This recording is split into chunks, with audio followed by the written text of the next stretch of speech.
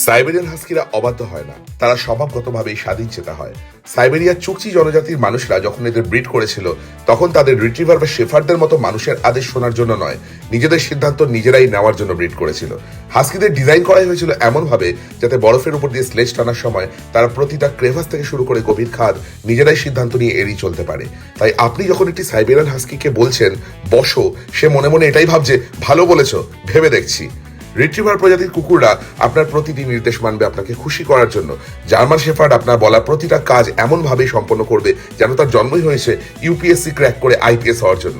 কিন্তু Siberian husky, তারা আপনার ড্রয়িং রুমের সোফায় গর্ত করবে, আপনার হাত থেকে ইভিনিং স্ন্যাক্স চুরি করে পালাবে, আপনার সাথে উঠতে বসতে ঝগড়া করবে।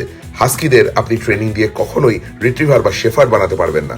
আর তাদের এই জেদি, একগুঁয়ে, নাছোড়বান্দা স্বভাব তাদের মতোই একই রকম সুন্দর।